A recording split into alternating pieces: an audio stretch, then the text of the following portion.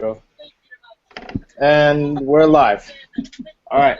So today is going to be a podcast. This is the RSN podcast. We're talking about the rise and fall of WCW, a promotion that ruled over for a long, long time. It started from the origins of NWA, AWA, and a mix of other regional promotions, and then slowly it turned into something that slowly went off in its own direction, and then ended up becoming a WWE production.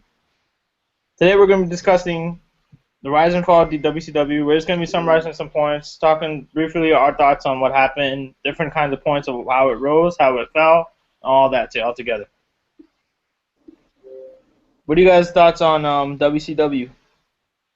My personal opinion, I thought it was a really good company.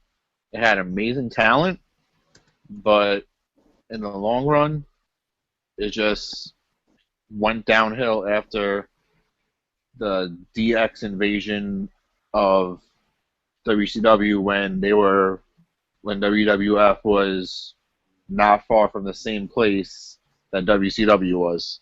Once that happened, then it went downhill. True. What about you, Nick?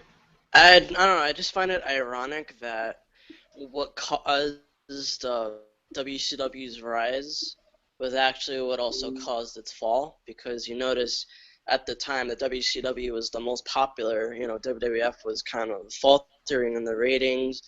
It kind of forced them to think out of the box and leave their cartoonish image and make things more realistic. And, we kind of know how that all worked out. But personally, yeah, I think WCW had, a bunch of potential, and it did live up to it. But, and it's not about the short term, it's about the long term as well. So that's what did them in.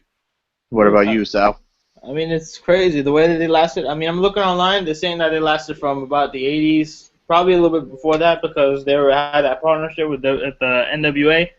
I mean, from there, people saw it as another company that was pretty, was going to beat the McMahons, and actually did for some point. I mean, it's very, very famous. People say 82 weeks they went ahead, they beat them in the ratings.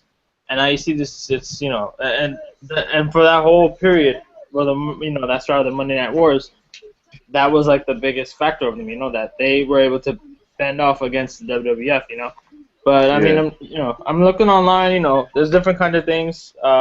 They started out, so according to Wikipedia, I don't know if it's a reliable source. Could be fake. Could be fake, but I mean, what do you guys think about this? They started in 1988. Sounds about right. Yeah, 88 to 01, so that's roughly 13 years. I mean, when did It also branched out from NWA. But that sounds about right. 88 or so. 88. I mean, I know they had that partnership with Jim Crockett, also with all the other regional promotions, and then that's what it branched out from. Yeah, and then once all the other all the other promotions started doing this stuff, where they they started turning against one another. Everything just broke out from there, and then they, again, they started becoming their own company. But, when do you think, around that time period, what do you think the state of the business was, Like with WWE, with WCW, they're all breaking out from the regional promotions. Like, how would you think, that would be, I think that basically it was trying to run each other out of the business, trying to get, the big talents from other companies, trying to steal them, or once they finish their contract, you try to bring them over to run another company out. You get all their guys, then you try and build on another one. It's like a monopoly. True. I mean, they've been criticized for doing that most of the time. Do you think it was the business as a whole, or do you think it was specifically, WWF doing this first, and then all the other companies started doing it, Because there's, if you see a lot of documentaries, a lot of stuff, people are saying that Vince McMahon's dad had this, straight up, bond with all the other regional promotions, and they didn't want to do that. They hated that. They didn't like it at all. Do you think it was just because of probably Vince, or would they pinpoint it to one person, or do you think it was the business as a whole, meaning that was the time? What would you guys think? I think it's just a boss's mentality. It's not just Vince. It's any boss. Well, a lot of it was Junior, because he didn't do things the way his dad did, and he actually took, he took his own route, and, If you look at like the late '80s to early '90s WWF, it's very much his vision, but it was just it couldn't really stretch his vision into all the sexuality and the over the topness that we began to expect from the '90s generation. But It just didn't carry over. if you also think about it, senior and junior both had different set of minds. Junior's set of mind of the superstar is bodybuilder, 6'5", 6'6", ripped as all can be. Senior's state of mind didn't care what the superstar looked like as long as you could perform and are talented and you have character. Because you think about it, look who we had. Andre the Giant wasn't fit. He kind of had Yokozuna because that was towards the end of senior.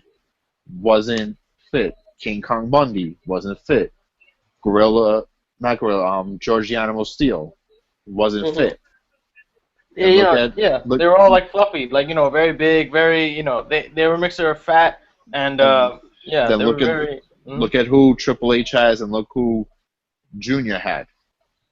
90% of the guys are ripped as animals. Well, don't forget the industry was a lot different at the time, so muscles was very much the in thing. Mm-hmm. But now everything's based off a mixture of muscles, athleticism, and charisma. I think it was also that time, at that time probably the world was changing because there was a lot of like bodybuilding stuff coming out. A lot of these recent things, building your body, being health, and all that crap. That started like around 1984, 80s, like that was mid 1980s. And then as time went on, the people started, you see evolution. People are getting more skinnier. There's more of a frame there. There's more, you have to be more toned up and everything. Whereas back then it was just if you're fit, you're good. Not even that. If you could last a certain amount of time in the ring, you're good. Yeah. I mean, but like regardless, you've seen that and you say, that's mostly like, mostly the talent. That's the reason why they happened. Because most wrestlers, they were probably looking at that time. They're saying, they don't want to work at it. You don't want to be loyal to one person, when another person is offering them, okay, wrestle here and we'll give you a lot more money compared to them. So maybe it was a competitive thing too. They're saying, okay, that we have to at this point because all the wrestlers, they don't want to get paid the same raise. They don't want to be put in that same light. They want to actually branch out and do something different, Yeah, which is basically what WWE did to WCW and ECW. True. I mean, if you've seen how it has evolved over time, most of the talents, most of these, the rises and falls of the companies have been dependent on the talent themselves. Meaning, if the talent wasn't getting paid, the promoter would say, "Oh, I can't compete with that," forcing them to leave, causing a big change, causing a big shift, and that brings a big influence. Like switching over sports, but it's the same comparison of what you just said. Yeah. Look what UFC did to Strikeforce and Pride. True. Mm-hmm. They offered their fighters a shitload of money to work for a much more successful company, and now there's no more Pride, no more Strikeforce. They're both training facilities now. True. I mean, the way that it's evolved now, like, I mean, back then pro wrestling, it really had a name back then. But, like, would you say that now pro wrestling actually has a big name with the social media and everything? Would you guys think that wrestling is like a big conglomerate as it was before? Do you think did it surpass it? Did it, stay the same? What do you guys think? It's definitely gotten bigger with social media. Do you think it's bigger than? I think it did. I think it did, but it's like Nick said, it's not as popular as it probably was back in the day, 15 years ago. Just say. Yeah. I mean, I agree. I mean, it's regardless of social media, they could say they have 500 million followers, but that doesn't mean nothing. Doesn't mean that they have that same fan base. Because back then, you saw the '80s, you saw WCW, WWE. They were putting out all these shows, Starrcade, WrestleMania, all this other stuff, and it was something big. People looked at it, they watched it, they saw it, and they liked it. They saw it was something that people really got into. Like but trying to compare back then to now, back then only the writers and the company knew the results. Now you could just go online and you could read the results before the show even happens, so you don't even have to watch it. True. I mean, if I mean, there's a lot of strategies. I mean, specifically, let's stick to WCW for now. With WCW, that was probably one of the. I mean, that's probably one of the most infamous ways of trying to get the ratings up. I mean, you saw from what you guys seen in all the documentaries and stuff. They're talking about how they've risen. What would you think would be a list of all the reasons? Well, if you want, we could actually start the Yeah, we'll start it right rise here. part Yeah. now. That'd be a good because time. Just for the fact you just mentioned it, Yeah, I think it'll be perfect to start the rise right now. Yeah, we'll start with you. We'll just talk about your reasons, what you think, and then we'll move our way down. RSN from there. All right. Well, my reason for the rise is basically what me and you had talked about, Sal, in the first podcast we did with the titles. Mm-hmm. The cruiserweights. Definitely. Back then, WWF didn't have the light heavyweight title yet. So a lot of fans more into the high flying action just tune in to TNT to watch WCW with the cruiserweight title. Just to go down a few names of the cruiserweights they had: Eddie Guerrero, Rey Mysterio, Juventud Guerrero. That's 3 of the most popular high flyers you could possibly get in one company. Which, my personal opinion, that blew WWF out of the water with the ratings, just for the fact of the international fans, because they love the high flyers. Indeed, I mean, you saw talent from Japan, talent from Mexico, talent from wherever, Canada, all these different countries, all these different things. It started becoming an international affair. That drew global attention. Saying okay, that there's not only this and that. There's actually something else there. They offer something different. Like, they didn't have just powerhouses. Yeah. Like, yeah, they had their powerhouses, they had their tag teams, but everyone loves a high-flying match. A fast-paced, technical, high-flying match. Do you guys think that we've drawn away from that? Where, with that mentality of, cruiserweights, they're only high flyers, they only do that, they only do this. Because if you see, NXT, do you feel like there's more of that stuff, more of the high-flying stuff being incorporated, and now they're just completely moving away, saying, okay, there are no more cruiserweights. What would your guys' view be on that? Well, remember what me and you spoke about at work on, I think it was Thursday, or possibly Wednesday. I don't remember. Yeah. The X division in TNA, they didn't care about your weight. If you could be a high flyer and entertainer, you could contend for the X division title, such as Samoa Joe. I think he was billed at 280, say? 260, I think now he is, but he was 280. He was pretty heavy. Like 280 when he was in the X division. Yeah. He was flying all over the place. He was keeping up with Christopher Daniels. He was keeping up with Low Key, AJ Styles. I think that was amazing. Indeed. I mean, the way that I think No bad, yeah. What are you saying, Nick? Yeah, but I think the X division was kind of a rehash of the cruiserweight division, being that Vince Russo and it was after WCW went down the drain, they come out. And it's just funny because a big thing about TNA is first rise to prominence, obviously to a lesser degree, but it was just from the X division, just from the no limits kind of thing, big guy, small guy. I think it borrowed that from the innovativeness that we saw from the cruiserweight division. Yeah. Yeah, I do think it definitely played a factor in its success. True. I mean, if you look back in the day, back in that time too, cruiserweights were, they said that they were, from WWE, they said that you could be a cruiserweight at 252. But then after that, in WCW, it was probably a little bit different. Probably went a little bit lower. Probably around 200, you were considered a cruiserweight. At most, maybe 205, 210. You've seen people like Dean Malenko, Eddie Guerrero, Moving Ted. You've seen who else? Chris Jericho. All these different, great talents. And they were put these restrictions on them, but they put on a really good show. Yep. It was crazy. For me, what I'd say is probably one of the biggest reasons for their rise would probably be, them pulling these dickhead moves. What I mean by that is, Eric Bischoff's, strategy of trying to get ratings. He'd be ruthless with it. Like if you've seen, he would, he said that they were said that he would, announce the results of the other show because they were taped, Mhm. and he would I count Yep. remember down. that when Yeah, Yep. he did that with Mick Foley. If you he would, tune yeah. into Raw in about an hour and a half, you'll see Mick Foley win the WWF Heavyweight Championship. And that backfired on them. I mean, it was not downfall, but also it was their uprising. Because if you've seen, it's a good way because back then they didn't have PIP, you didn't have the picture-in-picture function where you could go and see it one show and another show together. You actually have to channel surf, Yeah. I mean that's pretty smart by them, say, all right, we'll have you stick onto here by just telling you what's going on in the other show.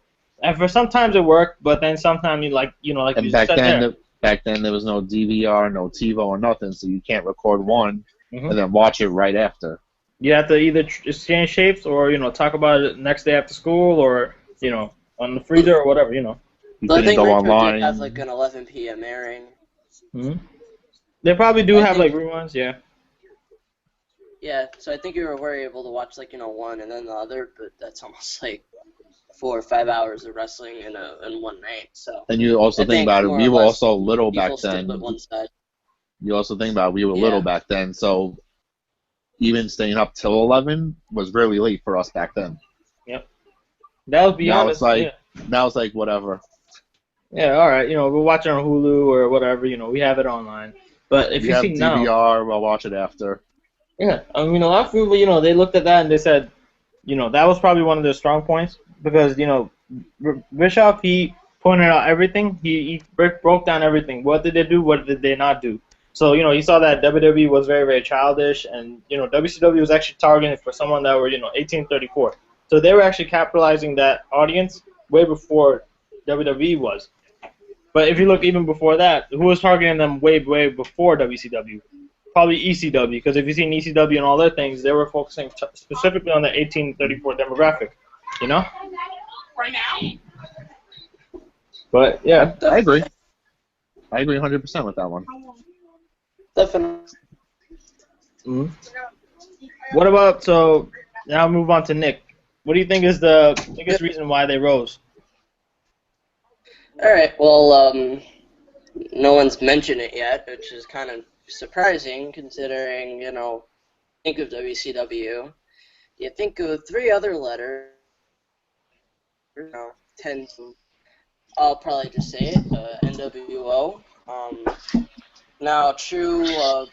Bischoff took the concept of the a rebellious stable and from Japan, but no one had ever done it in an American product. So seeing it done over here was very innovative, and it was also a brilliant transition from the outsiders because he had them on the show for weeks at a time, and by the time the intrigue of Hall and Nash wreaking havoc on the roster was about to wear thin, here they were gonna say, oh, we have a third guy coming, and we know it was originally set to be Sting, but Hulk Hogan agreeing to it was probably the best business decision WCW had, and as you could see, it spawned 2.5 years.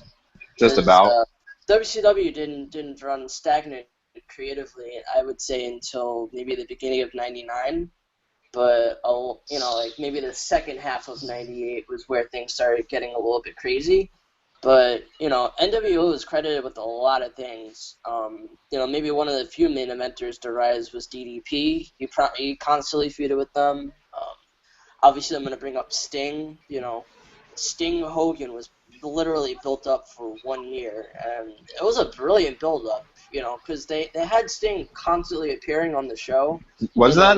Sorry to interrupt you, Nick, but is that also when they had the evil Sting too?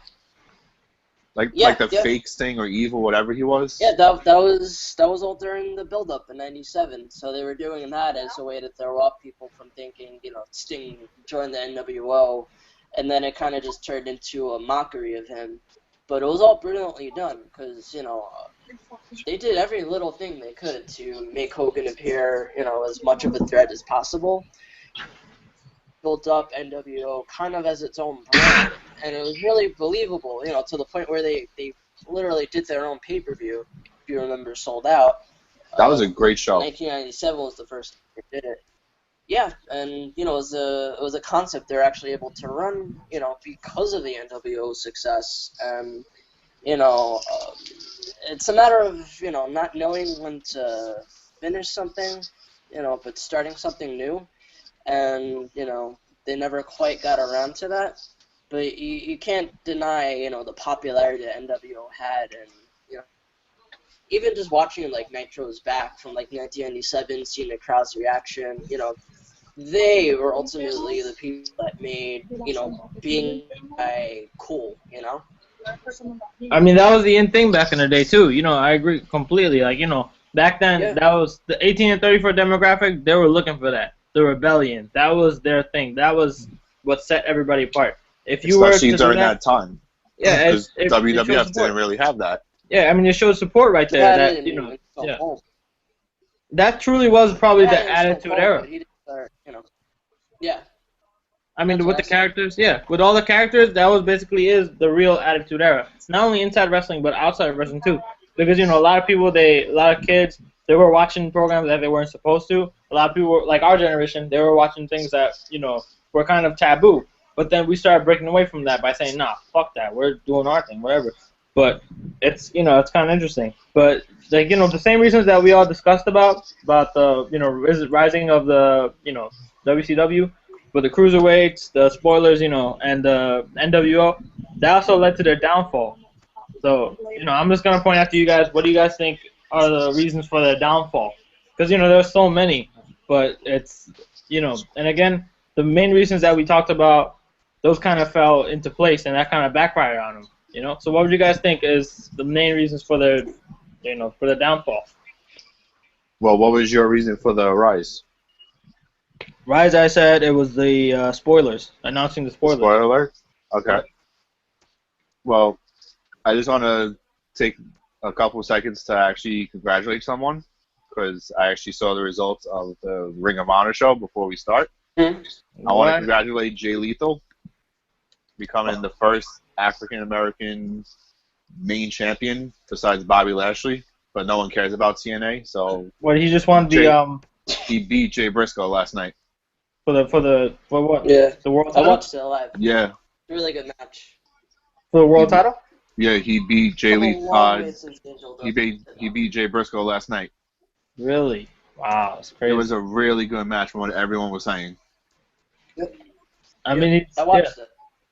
I mean, he deserves it. I think because most Look what he came up from. He came up from imitating Ric Flair and Macho Man to being Truth Martini's biggest guy to come out of ROH. Indeed. I mean, have you seen that? Like, it's Jay Lethal. I heard that they were trying to offer him to go to TNA too, right back. But Really? they were just they wanted him to go back. They wanted him to be in the same spot in the X Division, try to build that up. But I mean, that falls right into what WCW is trying to do with the cruiserweights. Like, you've seen them, they were, like, I think this is probably one of the reasons, just to connect that. They had their cruiserweights stay in that one place. There was no mobility. You know what I mean? Like, you saw some of the, like the cruiserweights, they were only in that one spot. They weren't allowed to become, the world champion. Very few people were, but not everyone. But like you see Jay Lethal right now, that's the opposite. He won the title. It's a big thing, and it's like, damn, he deserves it because he worked his ass off and he did it. But back then, a lot of people they didn't work their ass off, and what happened to them? You see? But I really respect Jay Lethal. I think he's a phenomenal talent. Mm-hmm. Thank God he actually rejected 2 contracts in WWE. Oh, you don't like him in WWE? I don't. Well, they wanted him to come back, but they probably would have gave him the Damien Sandow treatment of the whole impersonation shit every week. I mean, I love his character he has right now in ROH. I mean, look what they're doing look what they're doing with Consequences Creed. Xavier Woods. Yeah. Same thing. They're probably having the New Day. I don't understand. It's like this guy's a PhD. What are they gonna do? And WWE has been known to be very, racial certain times. It's like they wouldn't have a black WWE champion. And if you're talking about The Rock, nah, He's not. He's Samoan. he's half, so no. But like I'm talking about complete, is Not straight complete. up African American. Barely, they didn't have any. The only one who probably could have done it was Ron Simmons. Ron Simmons, If they actually wanted to push him, he probably could have been the first. they made him. He was the first WCW champion, so he was the first African American world champion ever, especially in that time. But Yeah, especially during that time. True. All right. I mean, so let's go back on topic. The reasons why WCW fell. All right, Nick, you started off because we always go forwards and backwards. Yep. And Alright, so when it comes to the fall, I'm gonna, it's a variety of moments, but it all happened on one particular night, and we alluded to it, just a little bit earlier. But I'm gonna go with January 4th, 1999. Now, if you're not familiar with that date, that was the finger poke of doom, quote unquote, as well as the same, the announcement, that they gave away that Mick Foley won the championship. So in two ways, this was a brutal night for WCW. The ratings showed that they were actually winning, and they had a match that people wanted to see. They were building up Hogan-Nash event actually pretty decently. But I remember the exact moment seeing, you're talking about, Nick. As we ended up seeing, it ended up becoming yet another rehash of, it's NWO all over again. And they took a big main event, turned it into Splat Nothing, which is kind of ironic because that was going against the WWF main event, which they just practically gave away the results to. So, it's like, they're not doing anything on this channel. I'll go over here. I already know what's going to happen, but I'm sure it's going to be a good match, It's going to be good. I mean, yeah, what you're talking about with Nick, Nick, I mean, same thing. What you're talking about, I think previous to the finger poke of doom, there was actually another thing. Halloween Havoc, when it was Goldberg versus, I think it was DDP for the world title. They went a little bit over, and then, they had that whole thing where they had to give people their money back, and it was like a whole thing. I mean, that was kind of like the same thing. That's where WWE started falling apart, if you actually noticed, Yeah, but they're around it. But I think on this fateful night, it was just two things working against them, and as you could tell, But the ratings if they actually put a real, along. if they actually wanted to put a real match with that guys, with Nash Hogan, that probably would have been one of the biggest matches that could have shut down WWF. And that was a blunder, that kind of fucked them up. But like, to add on Nick's point, I mean, the main reason I think WCW why they fell was the inmates running the asylum, specifically one, dickhead Kevin Nash. I think Kevin Nash, once he started, getting that power, he became greedy because he was a dickhead. He just said, all right, I don't give a shit about no one else. It's all about me. I don't care. So he just did what was there for his benefit, and basically just for whoever in his small circle, what their benefit was. That's all. He didn't really care about nothing else.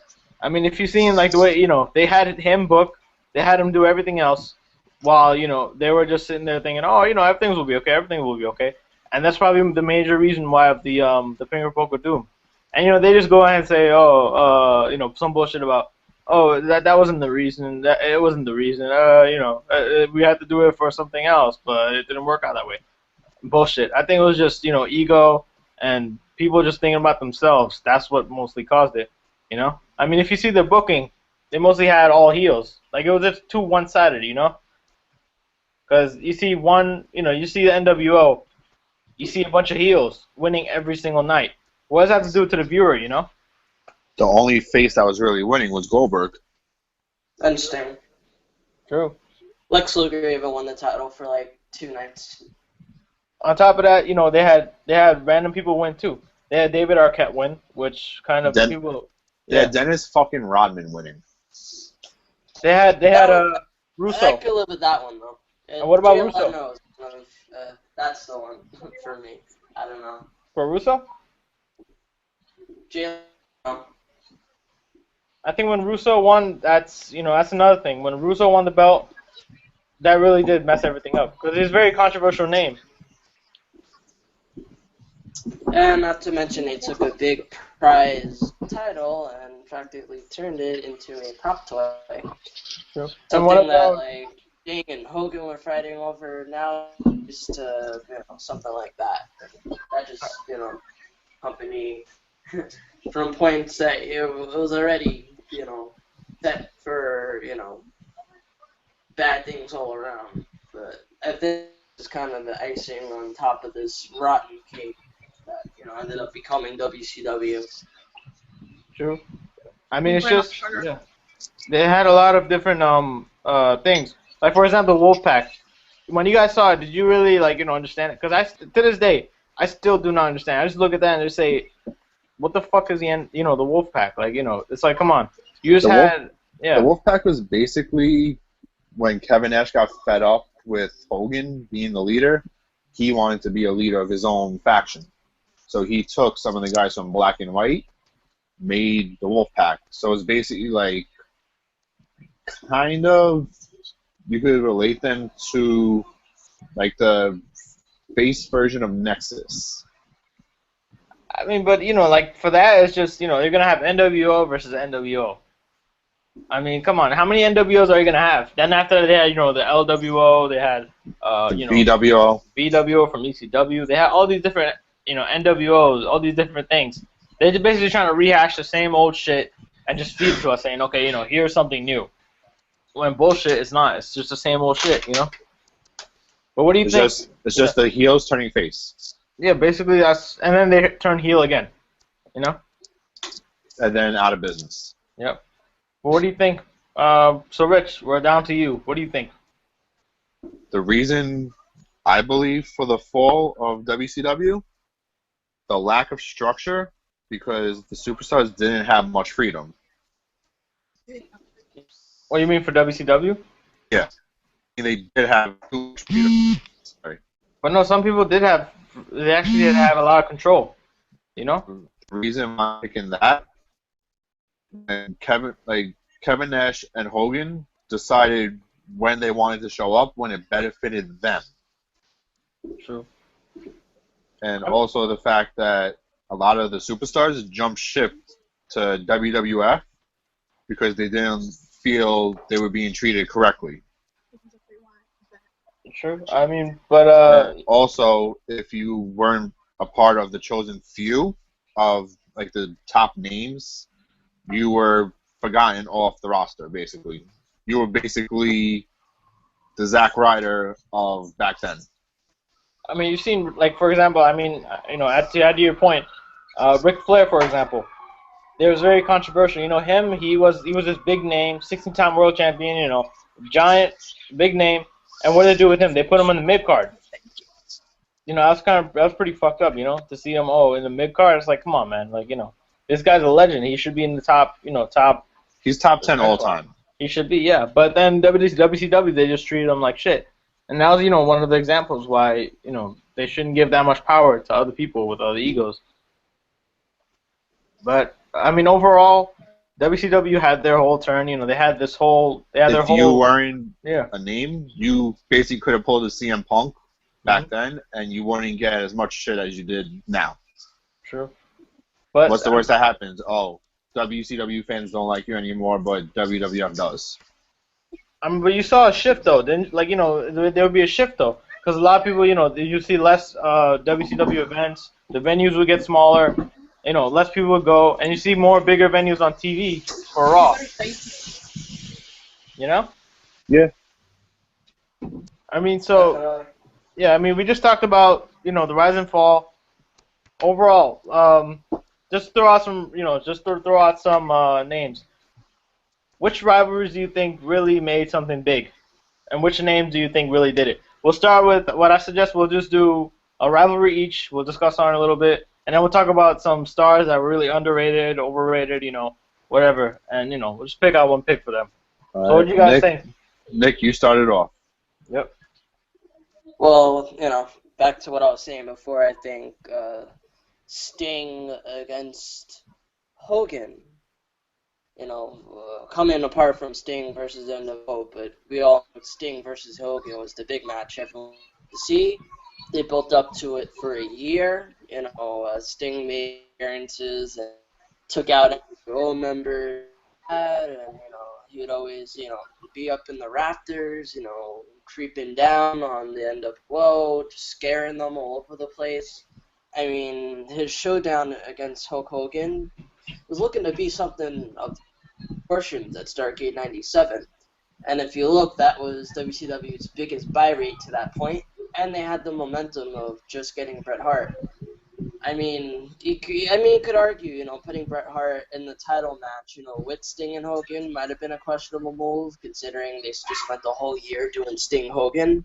But I do feel like Bret Hart should have had a bigger role. Instead of being a special guest referee in the Bischoff-Sabisco match, he should have had, like, an enforcer role in the Sting Hogan match. This way, the main event of the biggest show of the year had the three biggest names, arguably, in professional wrestling at that point.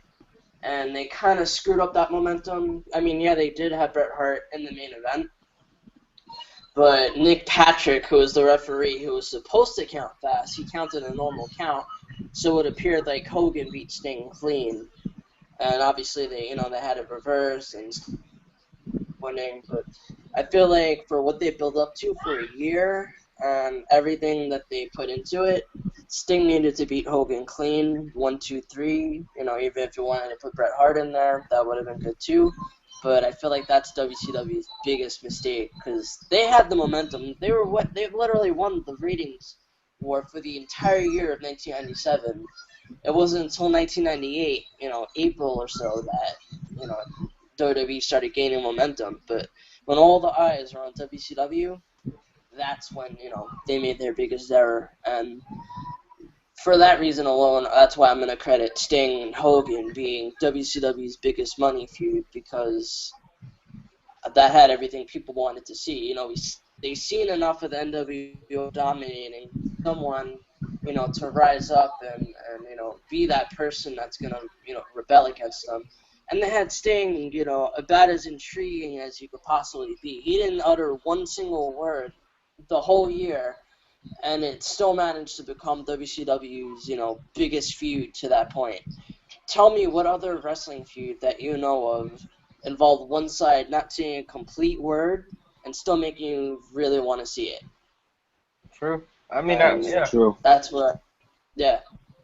I mean, if you've seen, what better name? What better name? It was Hogan. The biggest name in wrestling history. Yeah, one of the top 10 names, Sting. Yes, Sting being the guy that has never left. He was the golden boy. He never, he never left. He never stabbed anyone in the back. He always, kept quiet, humble, and, against the guy, Hogan.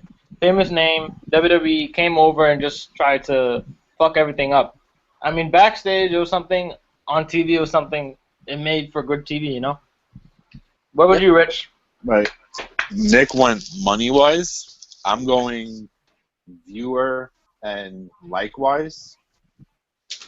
I personally think the feud between Chris Jericho and Dean Malenko was a great view poll. Indeed. Yeah. Definitely.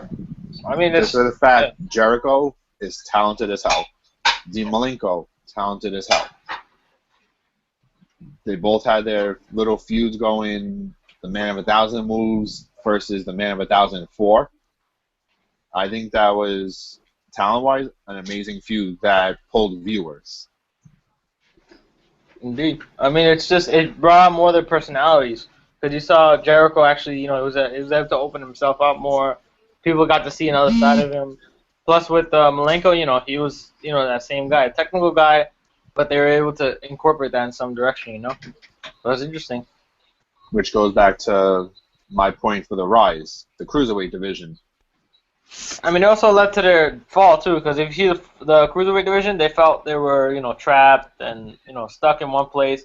Yeah. But, I mean, for me, what I would say, probably one of the best feuds, I think one of the greatest superstars ever to come out of WCW would be probably Booker T. Because if you've seen Booker T, the way that he came up from there, WCW had a straight-up plan for him. They were going to make him the top guy, and they actually did.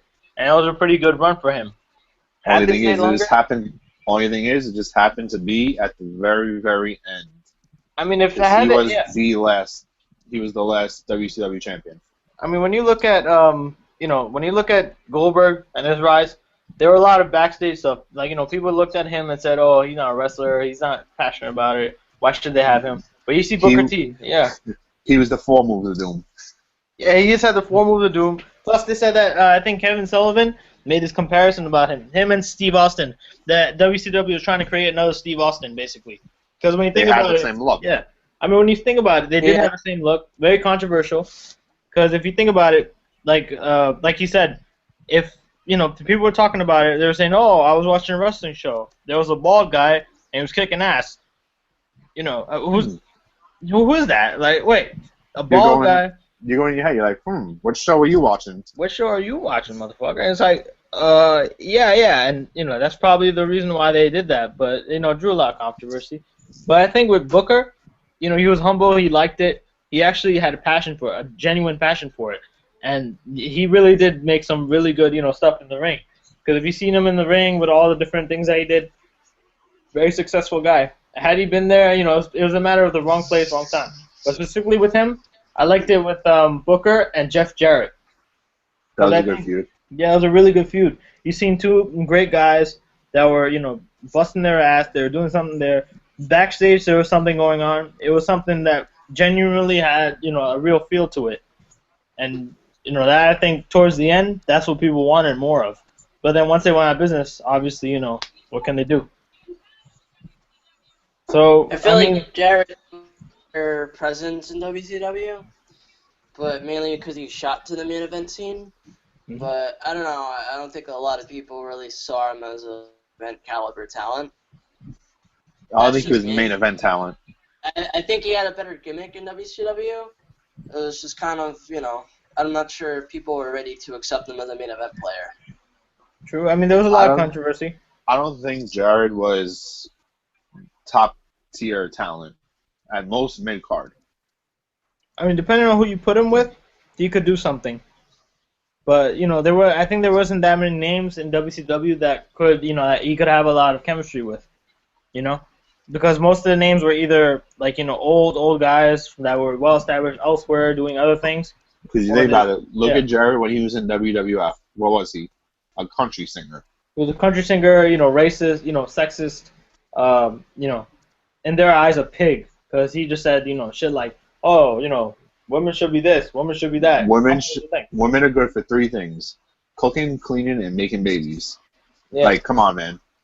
Straight up, he had that dickhead, maneuver and everything, and it worked for a little while. But I don't think it, back then, people really looked at him and said, he has the talent, he is the next guy.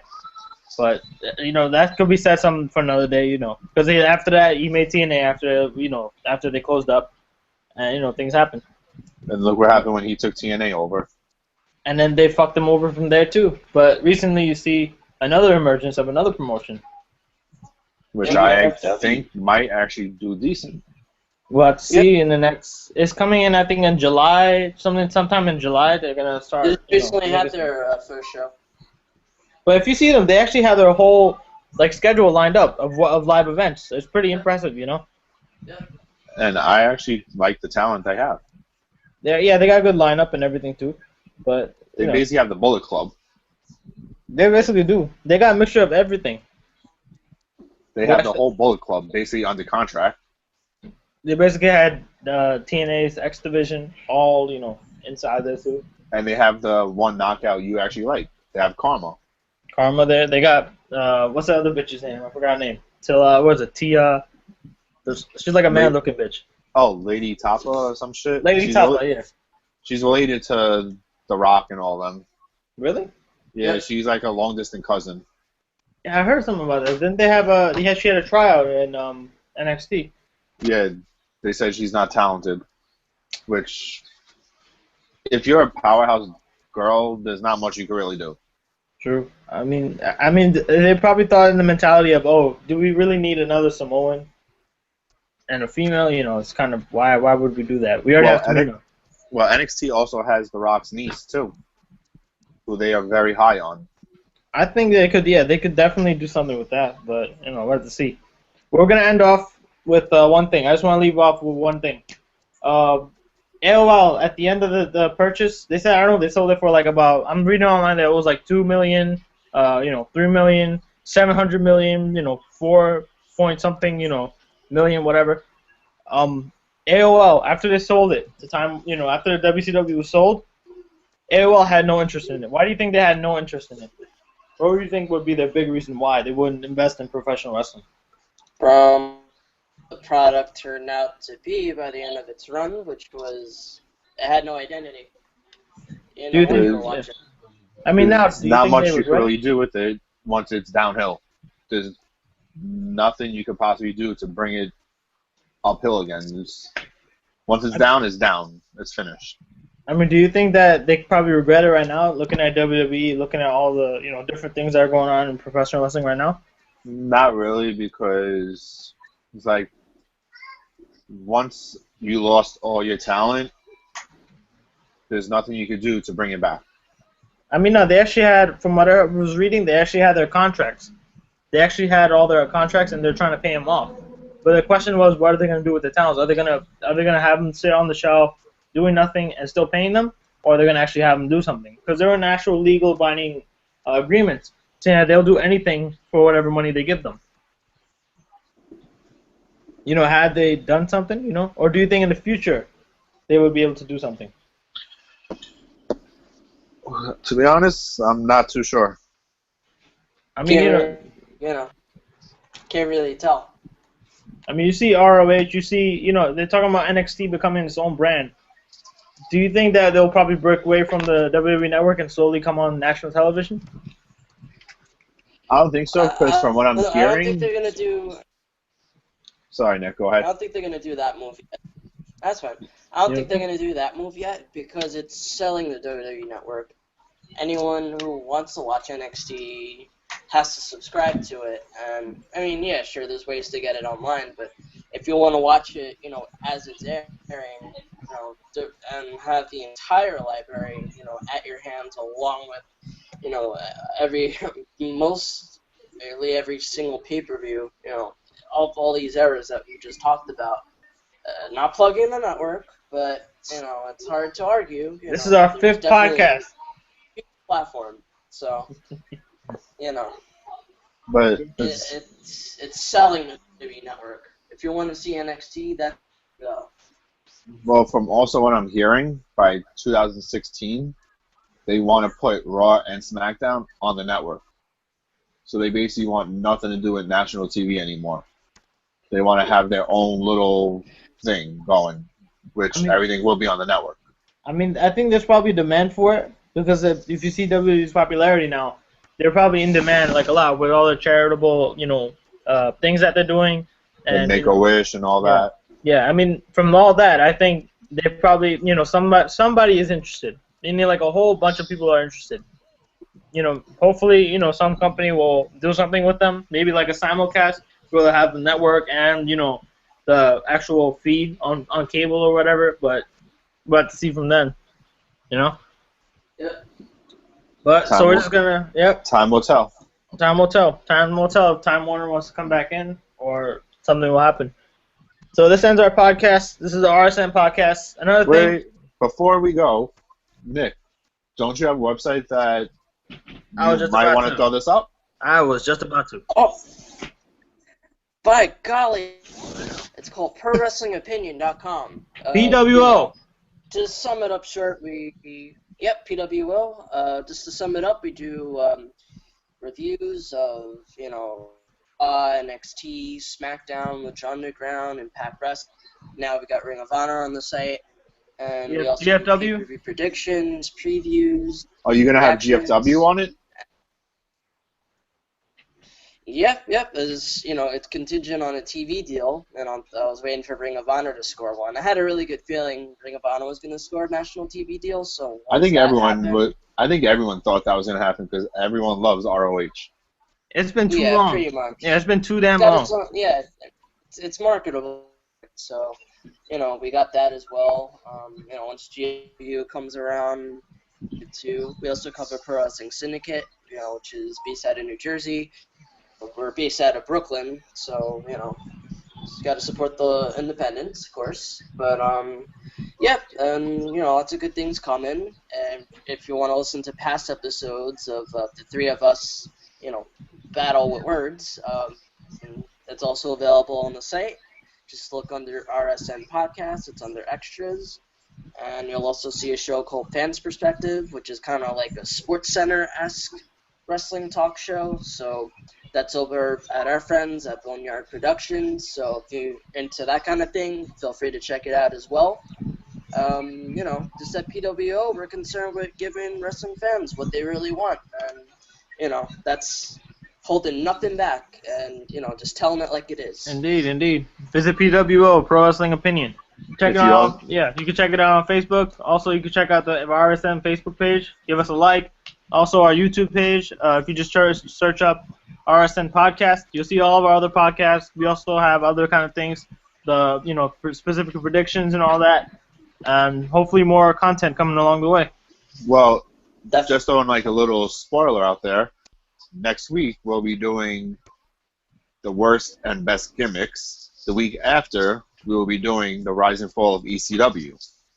Just a little hint for the 2 future podcasts, which will be in the next 2 weeks. Definitely, and we'll see probably. Just the tapes in the future. Mm-hmm. And if you could throw us some more topics, questions, anything else, we'll be gladly, welcome to do them. Just give us a like. You could comment what you want us to cover in the future. Any future podcasts you want us to debate. Just leave us a comment, and we'll decide when we will do that podcast for you guys. Definitely. We'll keep you posted. Definitely. Signing off. See you guys. See you guys. Signing out.